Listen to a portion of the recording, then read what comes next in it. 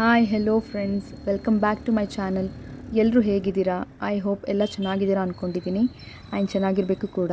So first of all ನಾನು ಎಲ್ರಿಗೂ thanks ಹೇಳೋಕ್ಕೆ ಇಷ್ಟಪಡ್ತೀನಿ. ಬಿಕಾಸ್ ನಂದು ಫಸ್ಟ್ ಇಂಟ್ರೊಡಕ್ಷನ್ ವೀಡಿಯೋ ಹಾಕಿದ್ದೆ, ಯೂಟ್ಯೂಬ್ ವೀಡಿಯೋ ಹಾಕಿದ್ದೆ.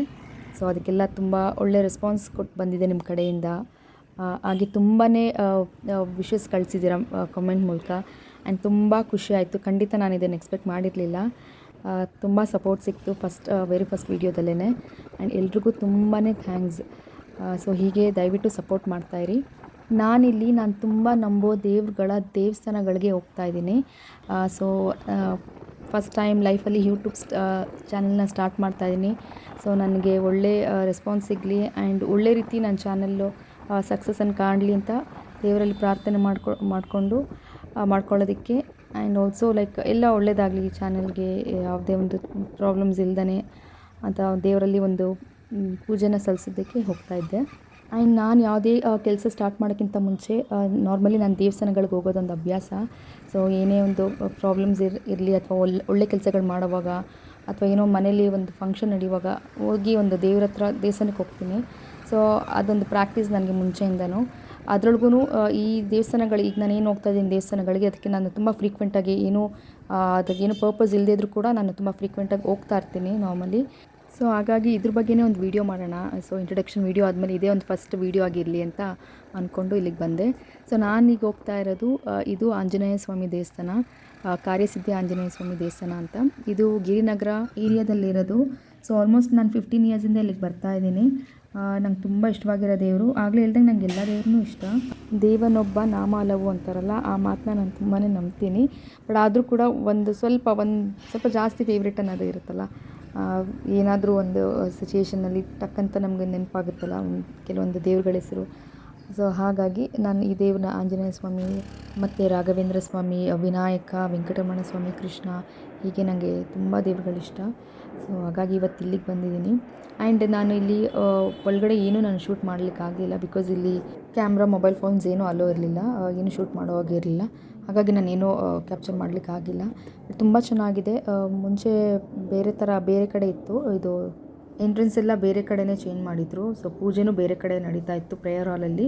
ಸೊ ಮುಂಚೆ ಇದ್ದ ಕಡೆ ಏನೋ ಕನ್ಸ್ಟ್ರಕ್ಷನ್ಸ್ ಇರೋ ಕಾರಣ ಇದೆಲ್ಲ ಚೇಂಜಸ್ ಮಾಡಿದರು. ಇಲ್ಲಿ ಏನಂದರೆ, ಈಗ ನೀವೇನು ನೋಡ್ತಿದ್ದೀರಾ ಕಾಯಿಗಳು, ಸೊ ಇದ್ರ ಬಗ್ಗೆ ಒಂದು ಸ್ವಲ್ಪ ಬೇಗ ಹೇಳ್ಬಿಡ್ತೀನಿ. ಇಲ್ಲಿ ವ್ರತ ಮಾಡ್ತಾರೆ. ಹೇಗೆ ಅಂದರೆ, ಒಂದು ಕಾಯಿ 100 ರೂಪಾಯಿ, ಇದು 100 ರೂಪೀಸ್ ಕೊಟ್ಟು ಅಲ್ಲೇ ಕಾಯಿ ಕೊಡ್ತಾರೆ. ಸೊ ಇದನ್ನು ನಮ್ಮ ಮನಸ್ಸಲ್ಲಿ ನಮಗೆ ಏನಾದರೂ ಒಂದು ಹರಕೆ ಅಥವಾ ಏನೋ ಕೋರಿಕೆ ಇದ್ದರೆ ಅದನ್ನು ನಾವಿಲ್ಲಿ ಕೇಳಿಕೊಂಡು ಒಂದು ಕೋರಿಕೆಗೆ ಒಂದು ಕಾಯಿ ಅಂತ ಕಟ್ಟಬೇಕು ಇಲ್ಲಿ. ಮತ್ತು ಇದು 16 ದಿವಸದ ವ್ರತ. 16 ದಿವಸ ವ್ರತದಲ್ಲಿ 4 ದಿವಸ ನಾವು ದೇವಸ್ಥಾನಕ್ಕೆ ಹೋಗಿ 41 ಪ್ರದಕ್ಷಿಣೆ ದೇವ್ರ ಸುತ್ತ, ಆಂಜನೇಯ ಸ್ವಾಮಿ ಸುತ್ತ ಮಾಡಬೇಕು, ಅಂದರೆ ಗುಡಿ ಸುತ್ತ. ಮುಂಚೆ 41 ಇತ್ತು, ಬಟ್ ಇವಾಗೆಲ್ಲ 16 ಪ್ರದಕ್ಷಿಣೆ ಮಾಡೋಕ್ಕೆ ಹೇಳ್ತಾರೆ. ಮತ್ತು 108 ಸಲ ಒಂದು ಮಂತ್ರ ಹೇಳ್ಕೊಡ್ತಾರೆ. ಅಲ್ಲೇ ಕಾರ್ಯಸಿದ್ಧಿ ಆಂಜನೇಯ ಸ್ವಾಮಿದು ಒಂದು ಮಂತ್ರ ಇರುತ್ತೆ, ಅವ್ರು ಒಂದು ಸ್ಲಿಪ್ ಕೊಡ್ತಾರೆ, ಅಲ್ಲಿ ಮಂತ್ರ ಇರುತ್ತೆ. ಅದನ್ನು 108 ಸಲ ನಾವು ಮನೇಲಿ ಅದನ್ನು ದಿನಾಗ್ಲೂ 16 ದಿವಸದವರೆಗೂ ನಾವು ಅದನ್ನು ಮನೇಲಿ ಹೇಳ್ಕೋಬೇಕು.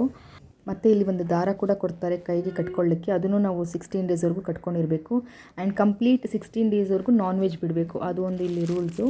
ಸೊ ಇದನ್ನೆಲ್ಲ ಆದಮೇಲೆ 16th ಡೇ ಬಂದು ನಾವು ಕಾಯಿ ಅವ್ರು ಎಲ್ಲಿ ಕಟ್ಟಬೇಕು ಅನ್ನೋದು ಪ್ರತಿಯೊಂದನ್ನು ಆ ಸ್ಲಿಪ್ಪಲ್ಲೆಲ್ಲ ಬರೆದಿರ್ತಾರೆ.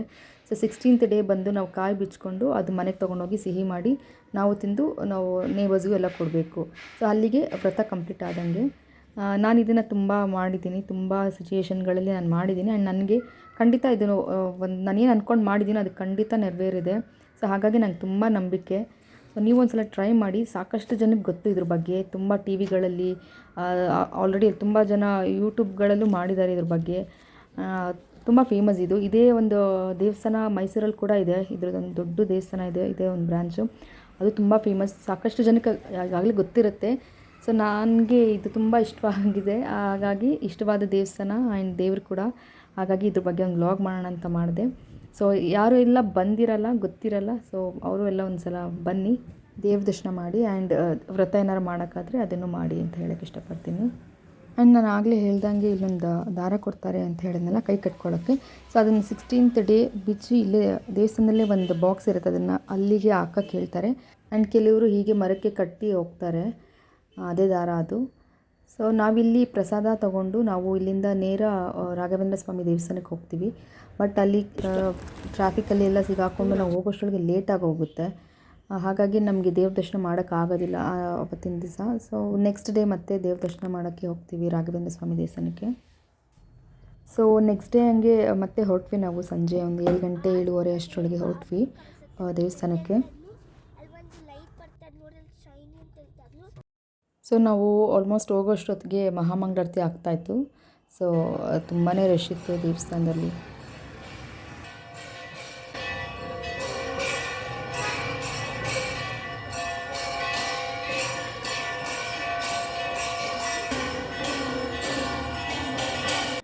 ನಾನು ರಾಯರನ್ನ ತುಂಬಾ ನಂಬ್ತೀನಿ. ಆ್ಯಂಡ್ ನಾನು ಈ ದೇವಸ್ಥಾನಕ್ಕೆ ಇತ್ತೀಚೆಗಷ್ಟೇ ಬರೋಕ್ಕೆ ಸ್ಟಾರ್ಟ್ ಮಾಡಿದ್ದು. ಅಂದರೆ ಅಮ್ಮ ಹುಷಾರು ತಪ್ಪಿದ ಮೇಲಿಂದ ಆಲ್ಮೋಸ್ಟ್ 1 ವರ್ಷದಿಂದ ಇಲ್ಲಿ ಬರ್ತಾಯಿದ್ದೀನಿ ದೇವಸ್ಥಾನಕ್ಕೆ. ತುಂಬ ನಂಬಿಕೆ ನನಗೆ ರಾಯರ ಮೇಲೆ.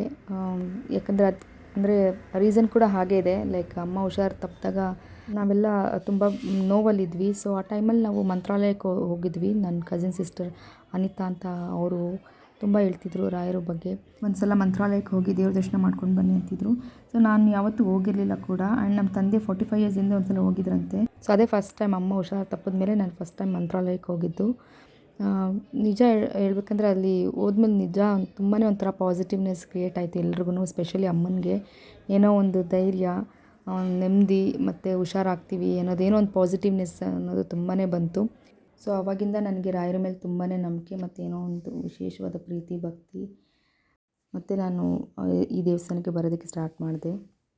ಮತ್ತು ನೀವು ಇಲ್ಲೇನು ನೋಡ್ತಿದ್ದೀರಾ, ಈ ದೀಪಗಳನ್ನ ಈ ದೇವಸ್ಥಾನದಲ್ಲಿ ಕೊಡ್ತಾರೆ. ಸೊ ಇದು ಒಂದು ಜೊತೆ ದೀಪಕ್ಕೆ 20 ರೂಪೀಸ್ ಹಂಗೆ ತೊಗೊಳ್ತಾರೆ.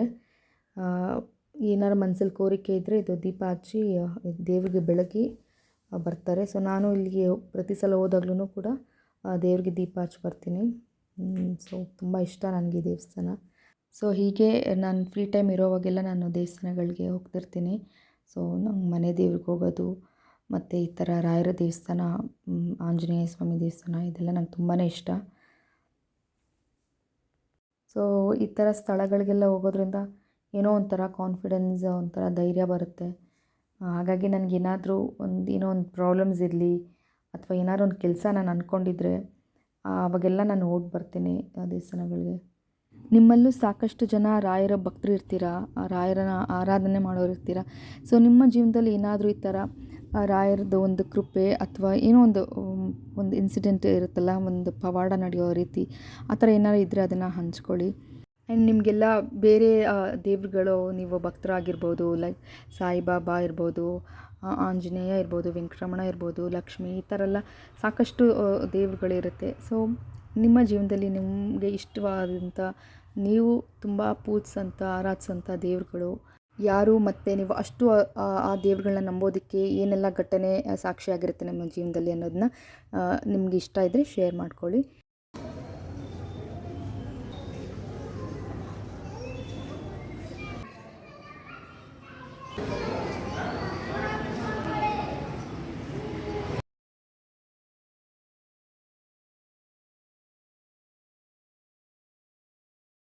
ಸೊ ನಾವಿಲ್ಲಿ ದೇವ್ರ ದರ್ಶನ ಮುಗಿಸ್ಕೊಂಡು ರಾಯರ ಪ್ರಸಾದ ತಗೊಂಡು ಇಲ್ಲಿಂದ ಹೊರಟ್ವಿ. ಹೊರಡೋವಾಗ ನಮಗೆ ಖಂಡಿತ ಗೊತ್ತಿರಲಿಲ್ಲ, ಅನ್ಎಕ್ಸ್ಪೆಕ್ಟೆಡ್, ಪಕ್ಕದಲ್ಲೇ ಇನ್ನೊಂದು ದೇವಸ್ಥಾನ, ಭವಾನಿ ಶಂಕರ ದೇವಸ್ಥಾನ ಅಂದರೆ ಈಶ್ವರನ ದೇವಸ್ಥಾನ ಇನಾಗ್ರೇಷನ್ ಇತ್ತು. ಸೊ ಅಲ್ಲೂ ಕೂಡ ಹೋಗಿ ದೇವ್ರ ದರ್ಶನ ಮಾಡ್ಕೊಂಡು ಬಂದ್ವಿ. ತುಂಬಾ ಚೆನ್ನಾಗಿತ್ತು, ತುಂಬ ಇಷ್ಟ ಆಯಿತು. ನೋಡಿ, ಒಂದು ದೇವಸ್ಥಾನಕ್ಕೆ ಹೋದ್ವಿ, ಇನ್ನೊಂದು ದರ್ಶನ ನೋಡೋಂಥ, ಇನ್ನೊಂದು ದೇವ್ರ ದರ್ಶನ ಮಾಡೋಂಥ ಅವಕಾಶ ಸಿಕ್ತು. ಸೊ ಅಲ್ಲೂ ಹೋಗಿ ದೇವರ ಆಶೀರ್ವಾದನ ತೊಗೊಂಡ್ವಿ. ಸೊ ಅಲ್ಲಿದೊಂದು ಸ್ವಲ್ಪ ಕ್ಲಿಪ್ಪಿಂಗ್ಸ್ ತೊಗೊಂಡಿದ್ದೀನಿ. ಸೊ ಅದನ್ನು ಕೂಡ ಶೇರ್ ಮಾಡ್ತಿದ್ದೀನಿ ನೋಡಿ, ತುಂಬಾ ಚೆನ್ನಾಗಿತ್ತು.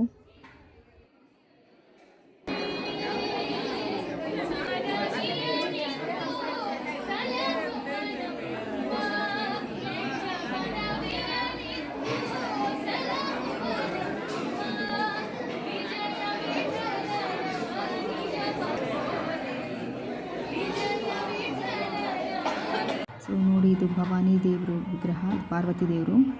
ಸೊ ಭವಾನಿ ಶಂಕರ ದೇವಸ್ಥಾನ ಅಂತ. ಇದು ಬಂದು ಸಪ್ತಗಿರಿ ಲೇಔಟ್ ಹತ್ರ ಇದೆ. ಸೊ ನಿಯರ್ ಬೈ ಯಾರಾದರೂ ಇದ್ದರೆ ಈ ಕಡೆ ಇಟ್ಮಾಡು, ಹೊಸಕೆರಳ್ಳಿ ಕಡೆ ಇದ್ದರೆ ಬಂದು ಒಂದ್ಸಲ ನೋಡ್ಕೊಂಡು ಹೋಗಿ. ತುಂಬ ಚೆನ್ನಾಗಿದೆ ದೇವಸ್ಥಾನ ಇದು.